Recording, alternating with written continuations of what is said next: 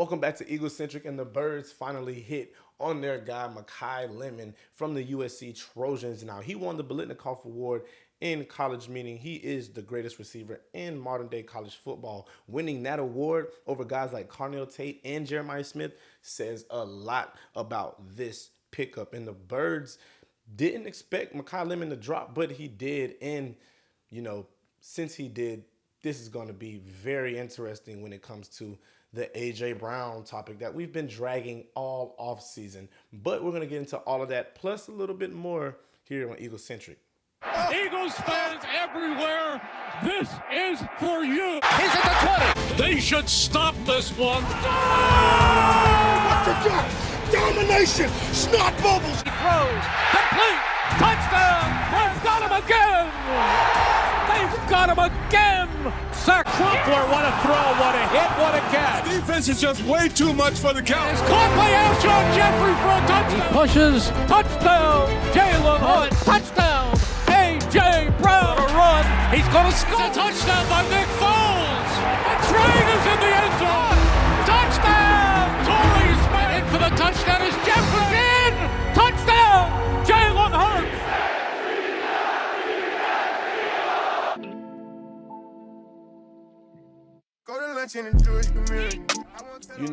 That pickup last night said a lot without saying anything. And Howie Roseman is going to tell everyone AJ's still an Eagle, like he told us last night. For us, again, AJ's a member of the Eagles. We don't have any trades that have been made or that are done. And I think for us, we're taking this one day at a time. We're going to look to improve the team tomorrow, and we'll continue to address anything that we have to with our roster, not only through this draft weekend, but, we'll continue to look for ways to improve the team throughout the offseason and as we get into training camp. But that's not, telling us anything. Of course, AJ's an Eagle until after June 1st, and we've heard that before by Howie. He's just giving the media what they think they want, and really he's not giving them anything. He's not giving them anything. AJ's an Eagle for now, and we know that. But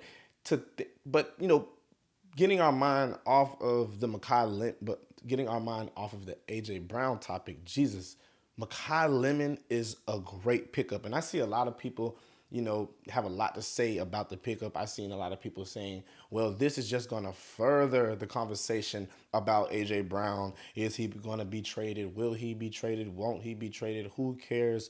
Hoopla, hoopla. But I think, besides, putting aside all of that AJ Brown noise, this is a great pickup for the Birds because Makai Lemon is a dog. Now, like I said, he didn't have the best combine numbers.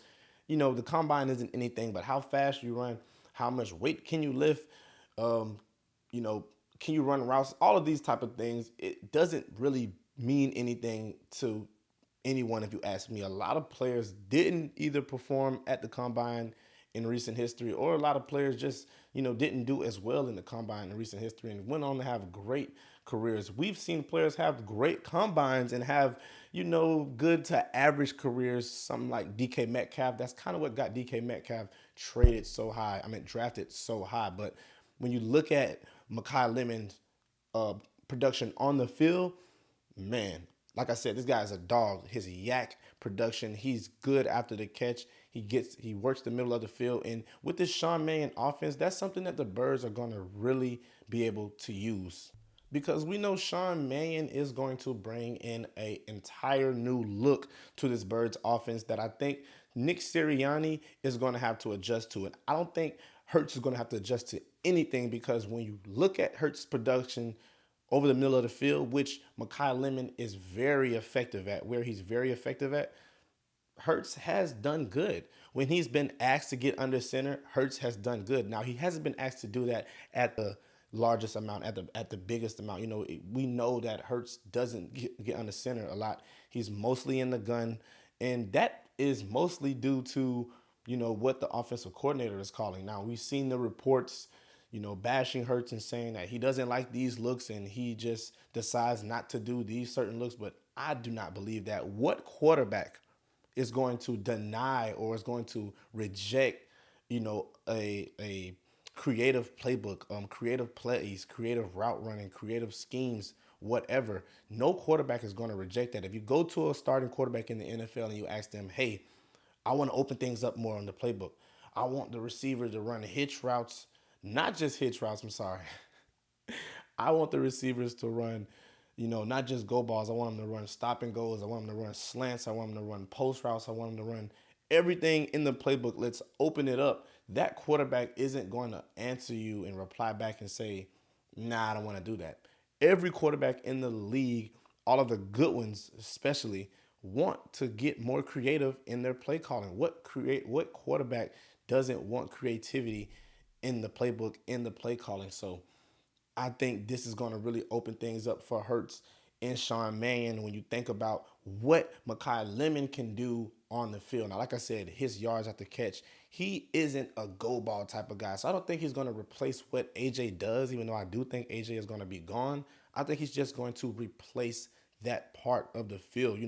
They use him in the slot a lot in college. Now, well, not just the slot. They use him in the inside. Now, we could get him on the outside. He's very versatile. This is something that Makai Lemon is good at. And Sean Mannion, with Dontavian Wicks and, what's looking like to be our wide receiver one and DeVonta Smith, Sean Mannion, DeVonta Smith, Dontavian Wicks, with Makai Lemon, I can go with that. You got a young core of guys and guys who can really run routes, who can really stretch the field and give you some dynamic things to do as far as throwing the ball. And passing hasn't been an issue in Philadelphia, despite what A.J. Brown tells you.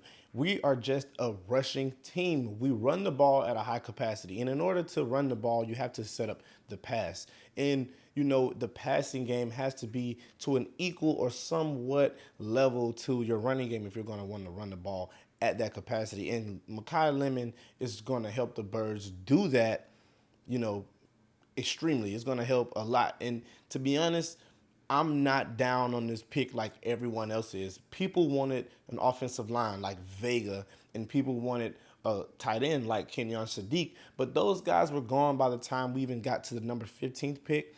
And that was when I was really hoping for the Birds to trade up once we got to at least 15, 16, 17. But, we moved up 3 picks with the Dallas Cowboys, and we're going to get into that. We moved up 3 picks with the Dallas Cowboys and got our guy, Makai Lemon.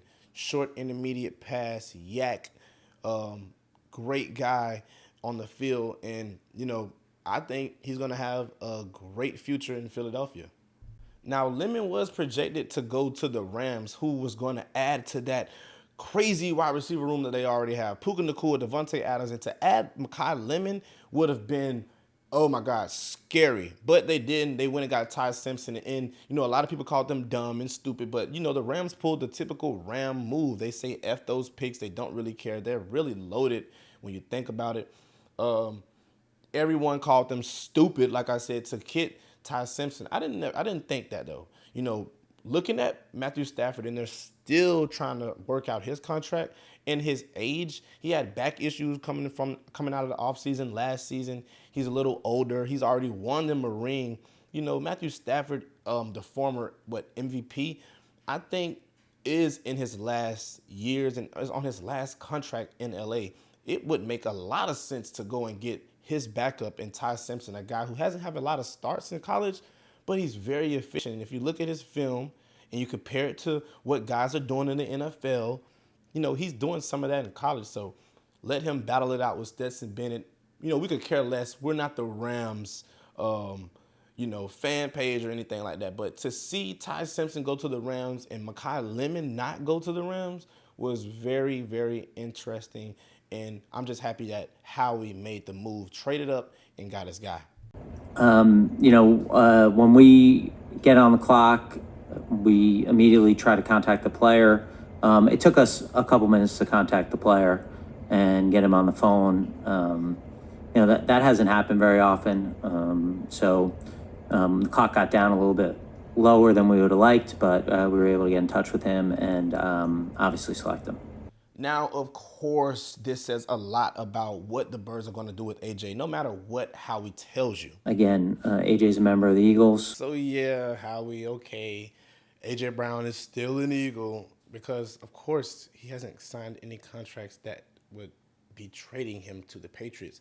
But if you ask me, we should be getting his ass out of here and sending him to the Browns for Myles Garrett. If he wants his touches, if he wants his catches, let him get it in Cleveland. Let him get it in Miami. Let him get it in Atlanta.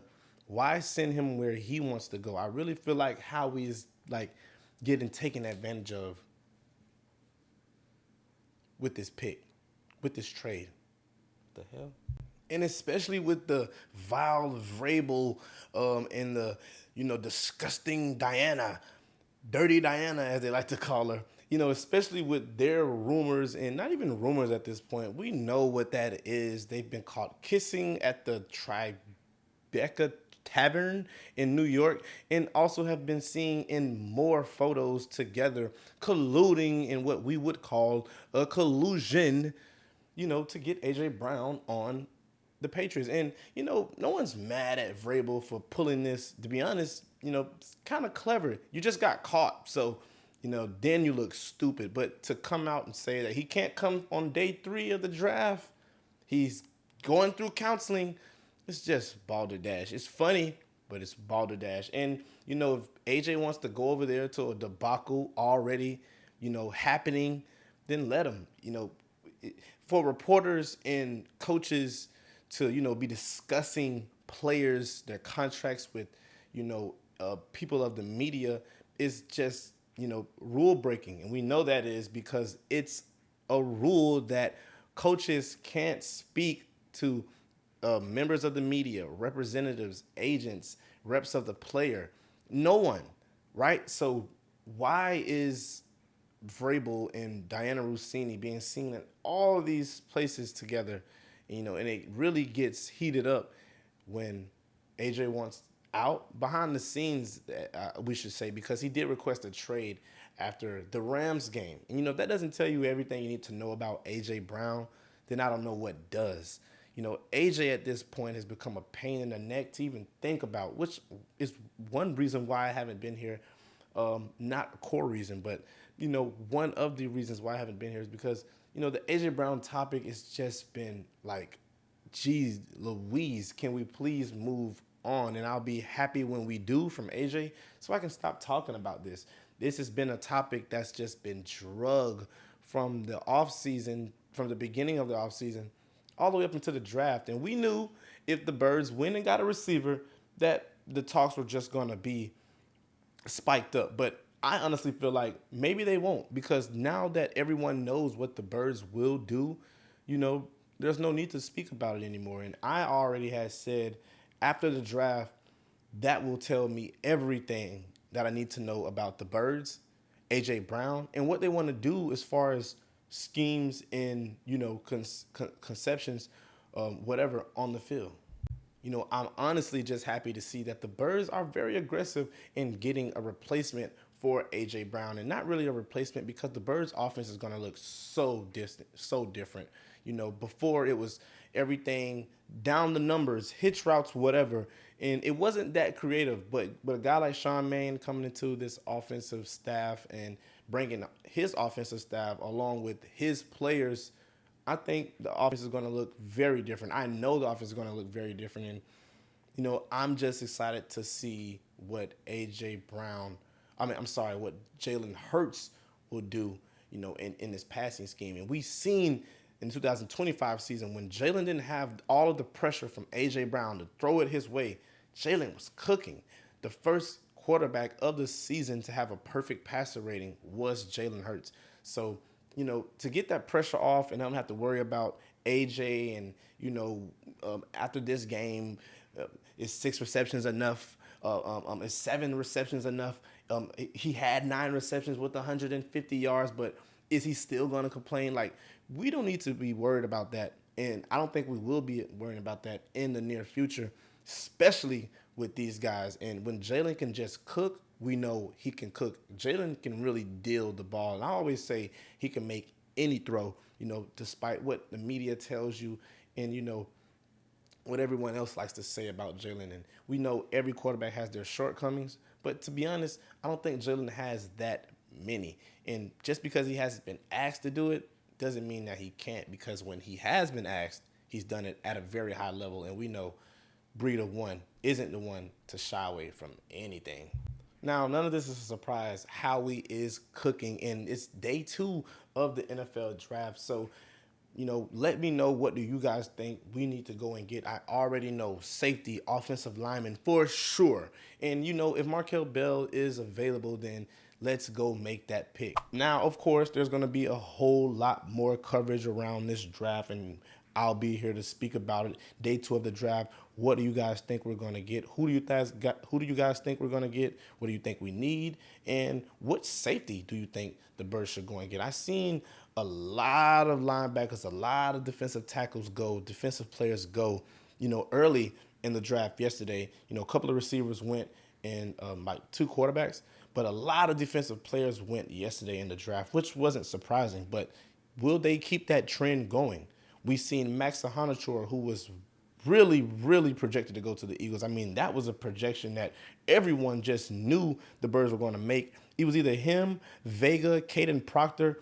No, they didn't make that. Caden Proctor was gone, Vega was gone, and all of the top, mock draft projections for the Birds were gone by the time the 20th pick came. So it's a blessing to have Makai Lemon fall that low, because all of the better players were getting off the board. And I was getting kind of skeptical to see, like, what are the Birds going to do? We're going to get Omar Cooper, maybe Kendrick Falk, but they didn't. They went with Makai Lemon, and I'm kind of excited to see, not even kind of, I'm very excited to see what Makai Lemon will do in training camp. Now, it's day 2 of the NFL draft. Put your notifications on, get ready, because it's going to be very exciting to see. Markel Bell, I'm thinking that's what the Birds are going to get. If not, we'll see. Like I said, safety is probably the most safest pick. Or Jonathan Grenard, who the Birds, have been rumored to go out and get. We'll see about that also here on Eagles Centric. You guys be blessed, and go Birds. Go Birds. You started, I finished. I told you we with it. My word is like gold in my city. I tell them to go, they gon' get it. I heard that you froze when they hit it. Putting these hoes in the business, you know that you trippin'. I tell them no, they gon' listen. Knowing these niggas be sweet and some bitches, I'm different. She tryna leave me, I'm low down. I hang with savages, don't bring your whole round. I'm going bougie, I'm switching my profile. All of my cars get delivered with no mouth. They think they do and we don't, I don't know how. Run through the low, got the plug, I need more pounds. I put on drip every day from the floor up. I'm getting sick of this shit, post some more.